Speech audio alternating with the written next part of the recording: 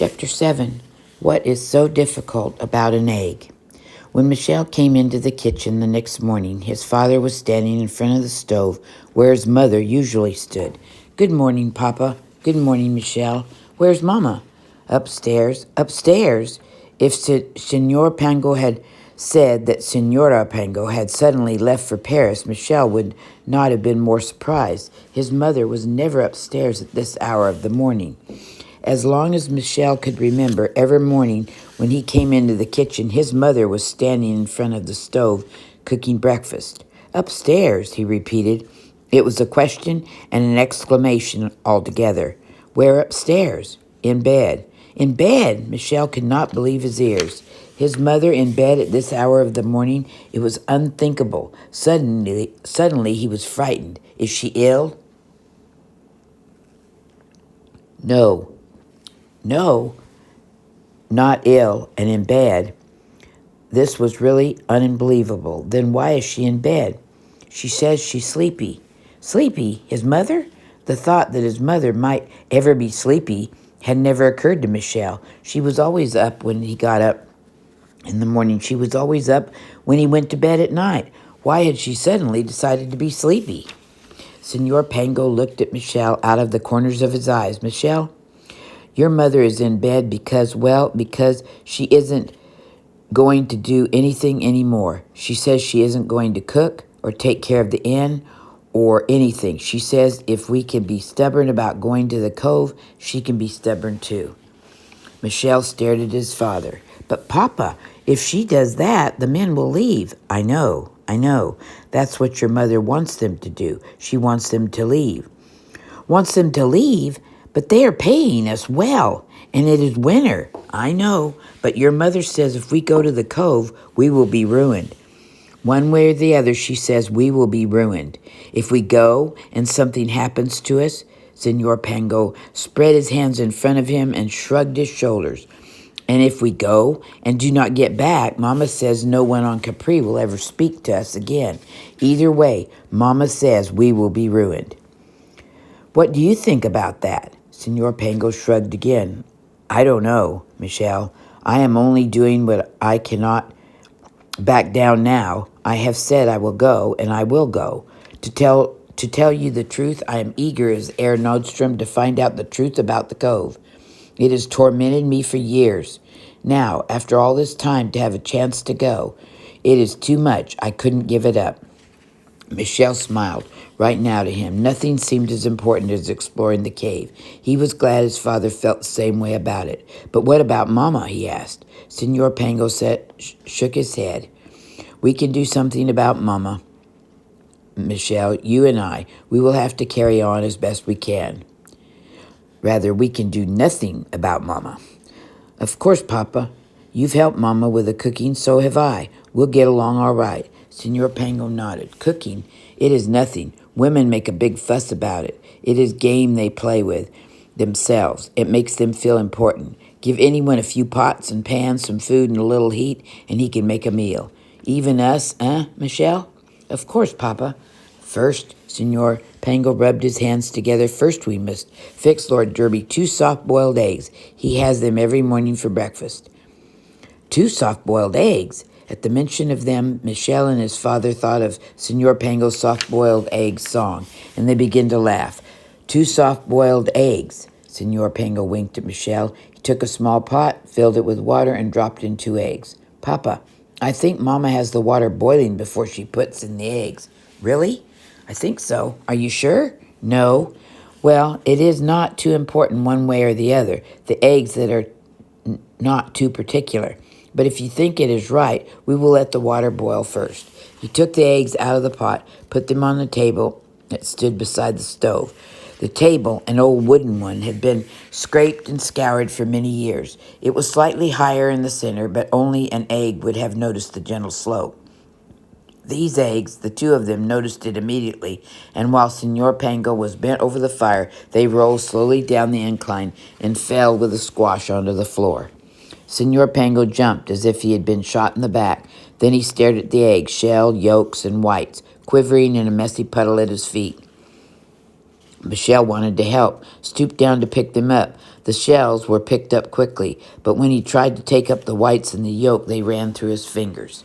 Here, Senor Pango handed Michelle a towel. Use this. Michelle took the towel, then looked up at his father. It's one of Mama's best towels, he said. I don't think she would like us to use it on the floor. Mama, Senor Pango was losing his patience. If Mama wants to protect her towels, she should be down here instead of upstairs asleep. Use it. A little dirt won't ruin it forever. Michelle wiped up the eggs and put the towel on the cupboard. Then he got 2 more eggs out of the basket. By this time, the water was boiling briskly. Michelle handed the eggs to his father, who dropped them quickly into the water. Too quickly. The eggs were cold, having been outside all night, and the water was boiling. Instantly, the shells broke and the white oozed out, making great curdles of solid white in the little pot. This would never do. Senor Pango took a large spoon, fished them out, and threw them into the garbage. 2 more eggs, Michelle. This time, Senor Pango put the eggs into a spoon and lowered them slowly into the water. Finally, they were completely submerged, and the eggs remained whole, and the water bubbled gently around them. Ah, Senor Pango rubbed his hands together. In a few minutes now, Michelle, Lord Derby's eggs will be ready. We had a couple of accidents, yes, but accidents will happen to anyone. A soft-boiled egg? What is so difficult about a soft-boiled egg? Now we will show Mama that one does not have to be grand opera singer in order to boil a couple of eggs. Michelle took down the plates while Senor Pango hovered anxiously over the eggs. Then a few seconds later, they heard Lord Derby coming down the stairs.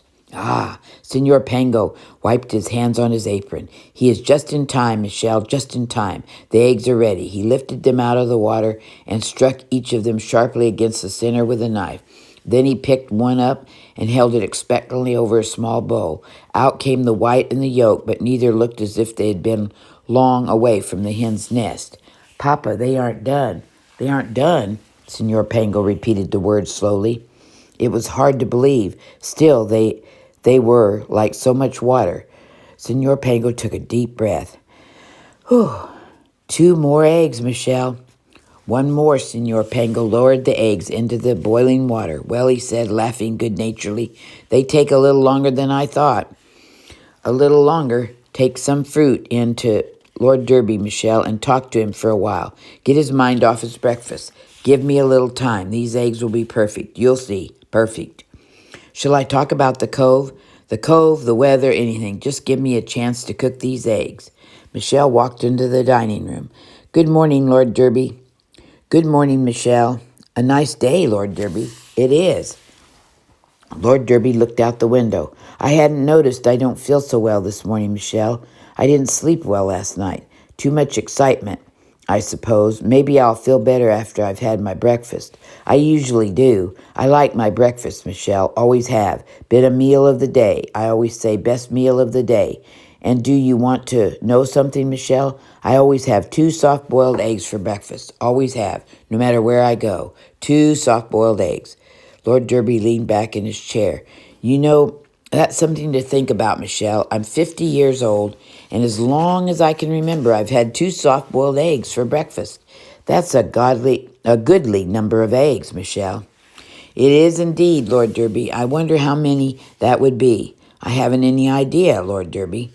Well, it's easy enough to figure. Let's see. 50 times 365 is, and Lord Derby closed his eyes, that's 18,250 eggs. And 2 times that, I figure it's about 36,500. Well, he laughed. I guess I didn't start eating them the day I was born. We'll take off the 500 just to be fair. That still leaves 36,000. That's quite a few eggs. Wouldn't you say, Michelle? Yes, it is, Lord Derby. It certainly is. Michelle thought of his father and the 2 eggs boiling in the pot.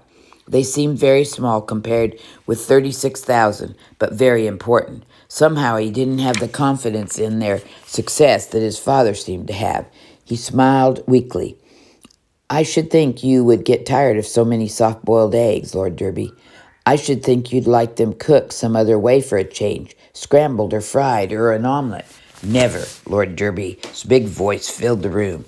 Never, Michelle. I'm a creature of habit. Couldn't live without my soft-boiled eggs to start off in the morning. Why, once when I was hunting in Africa, they couldn't find any hen's eggs for me, and I had to eat an ostrich egg. Biggest. Michelle. The call from the kitchen was a cry for help. Michelle. Excuse me, Lord Derby. Michelle hurried towards the door. Excuse my father. He was out of the room before he could finish. Michelle, look. Michelle looked. In his father's hands there was a small bowl, and in the bowl were 2 eggs, 2 hard-boiled eggs, 2 eggs like rocks, 2 eggs with the yolks a little green around the edges.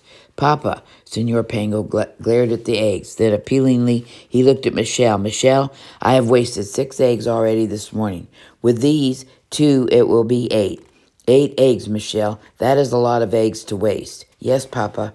Michelle, we must eat these eggs, you and I, so they will not be wasted. But Papa, hard-boiled eggs before breakfast?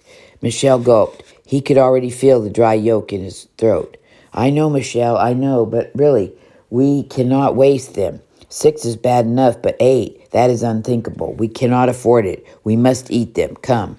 It will not be too bad. You take one and I'll take one.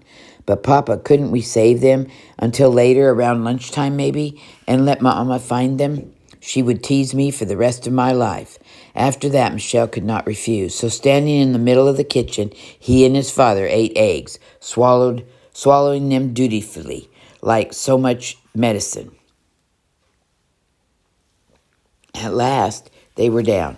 Senor Pango wiped his mouth with the end of his apron. He looked at the stove, at the kettle with the boiling water, at the eggs, at Michelle. Michelle, do you happen to remember, do you?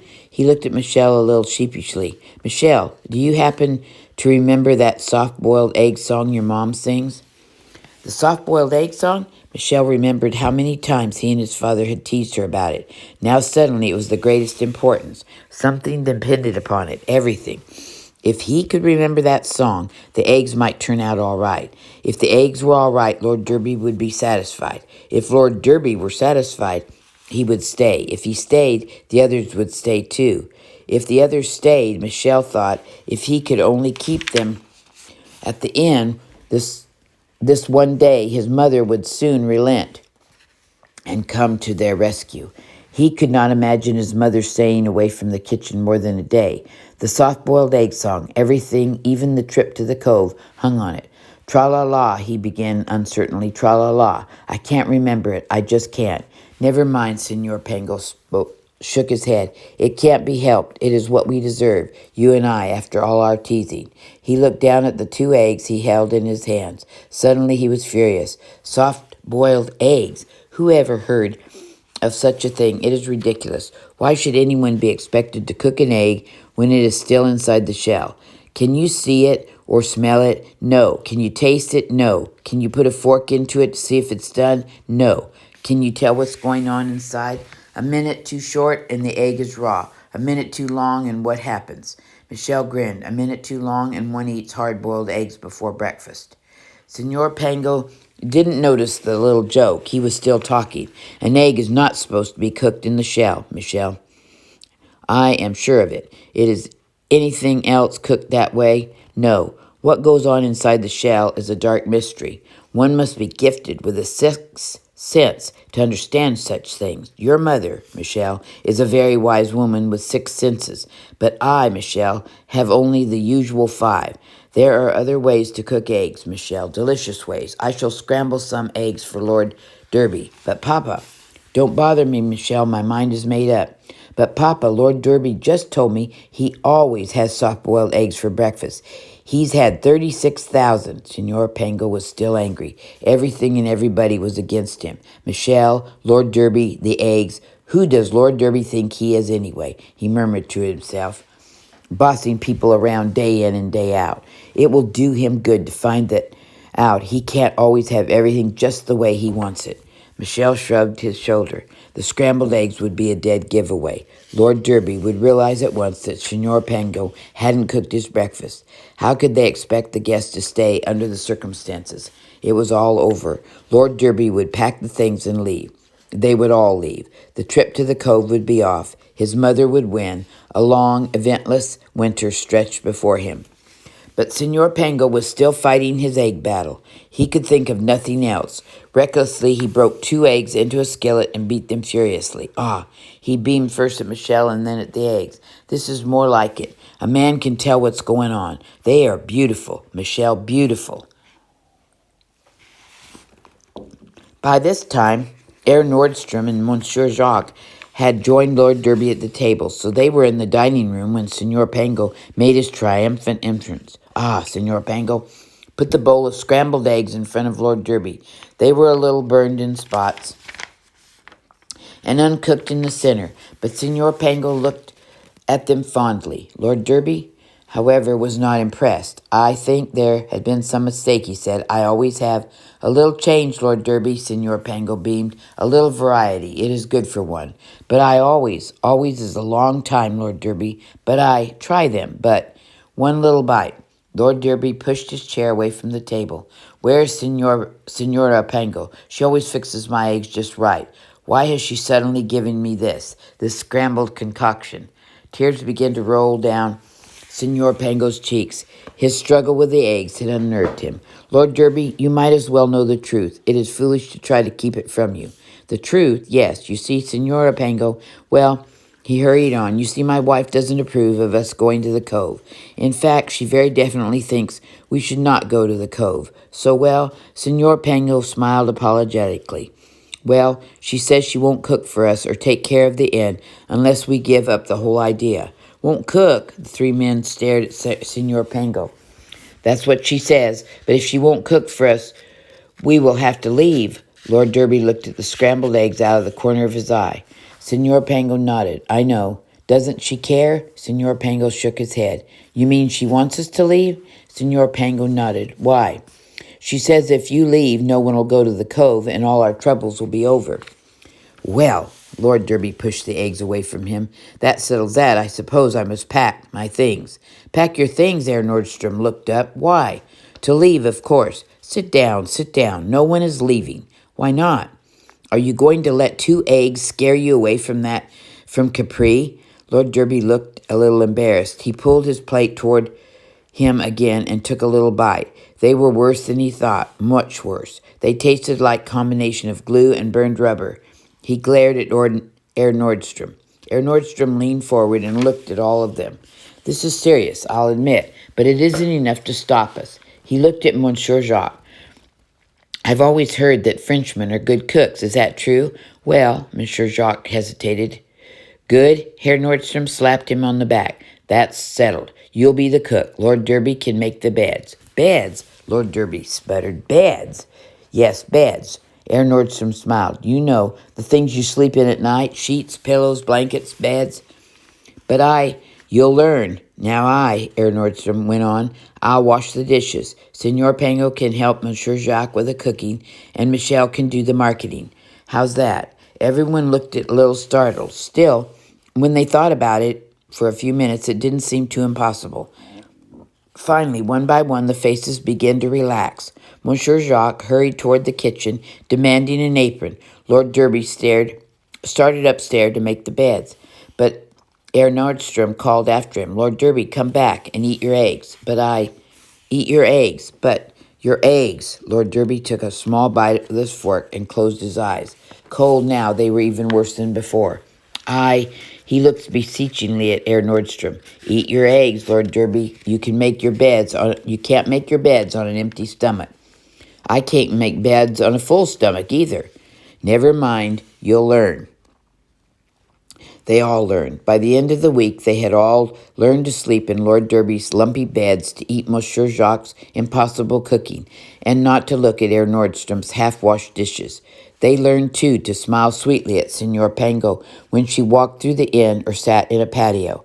She herself, when the others were out of the way, slipped into the kitchen and fixed herself all sorts of wonderful-smelling food, and this was the hardest of all to bear. They could learn to take Lord Derby's bed, make the bed, and Monsieur Jacques' cooking and Herr Nordstrom's dishwashing, but they could not learn to ignore those wonderful smells that came from the kitchen.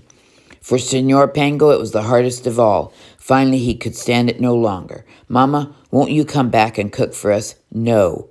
Why not? You know why. Mama, the men are going to the cove anywhere. You know that. Nothing anyone does or doesn't do is going to stop them.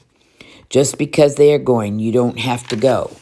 But I can't refuse to go. I said I would go. I can't back out now. Senora Pango shrugged her shoulders.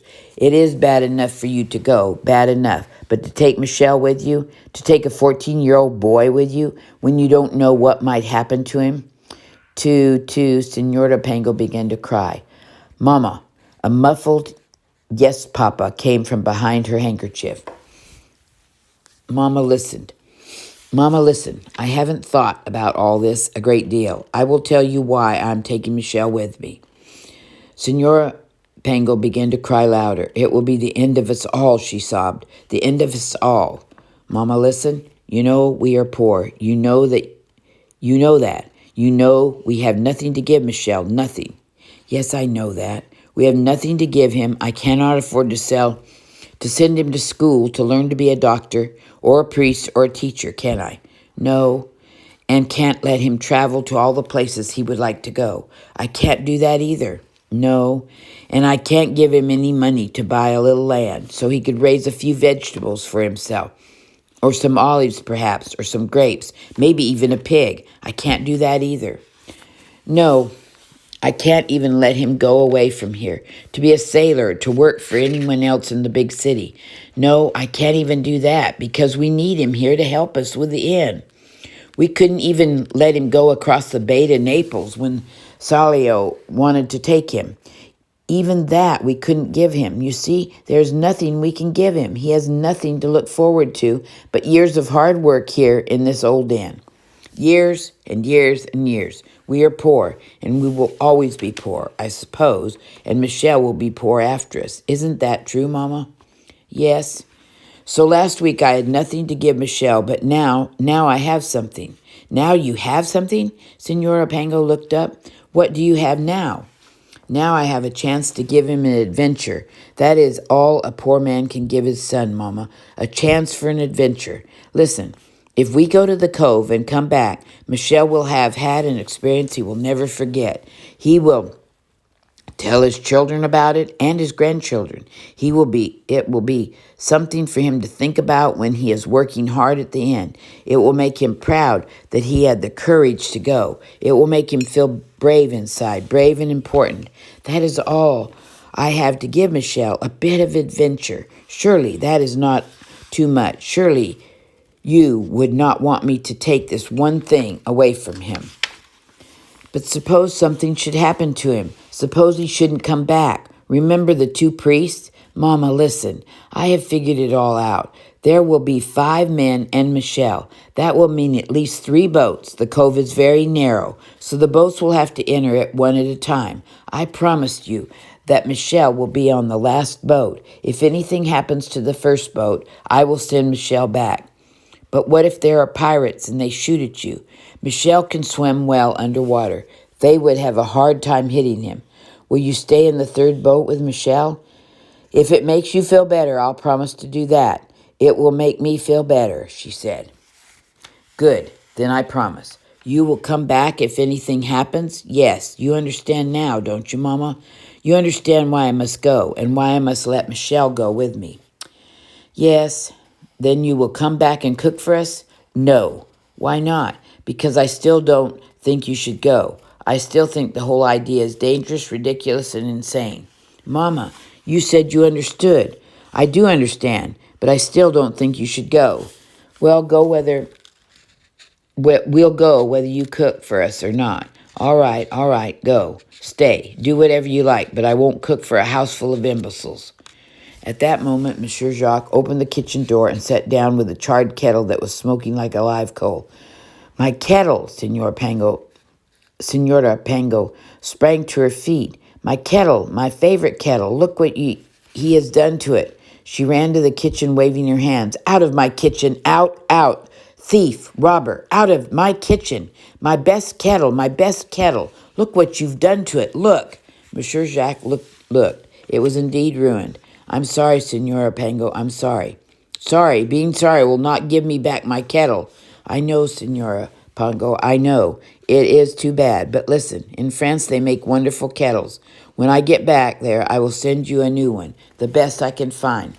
A new kettle? Huh. What is wrong with a new kettle? Wrong? Everything is wrong with a new kettle. Senora Pango, you don't know what you're saying. You're excited, upset. Here I am offering you a new kettle in place of an old one, and you turn up your nose. Of course I turn up my nose, and with good reason. A new kettle is like a new cook, Monsieur Jacques. It doesn't know a thing about cooking. Doesn't know, Jacques stopped and stared. Was the woman out of her mind? Senora Pango looked at the smoldering kettle on the doorstep and shook her head. Such a good kettle, such a joy, such a comfort, the things it was cooked in its day. But Senora Pango, a new kettle, a new kettle, a new kettle. Senora Pango stomped her foot. Is that all you think about? Listen, Monsieur Jacques, a new kettle has to learn how to cook, just as a person has to learn how to cook. A new kettle is green, stupid, foolish, unreliable. Things stick to it. It has an odd taste. It cooks too fast or too slowly. It is this way and that way. You can never be sure. It takes a year, sometimes two, to break in a kettle. Let me tell you this, Monsieur Jacques. The second stew cooked in a kettle is better than the first one. The 10th stew is better than the 5th. The 200th stew is better than the 100th. And when a kettle has cooked 1,000 stews, then it is just getting started. Why? Because a kettle has to learn to cook. Remember that. A kettle has to learn to cook? Monsieur Jacques shook his head. The woman was impossible. What do you mean? The kettle was old, the handle was broken, One does not cook the stew on the handle, Monsieur Jacques. Remember that too. A broken handle, la la la. What difference does that make? Would you fire a cook who had a gray hair and a wrinkle in her face? Well, no, I guess not. You guess not. You are a fool, monsieur. That old kettle knows more about cooking than you'll ever know. Now out of my kitchen before you ruin something else. Out, out, out. Then you will come back and cook for us, Senor Pango? I will come back and cook, yes, but just to protect my kettles. Understand that. I still think you are all insane going off to the cove like a bunch of stupidos. The cove? Bah! Oh, my poor kettle, imbecile.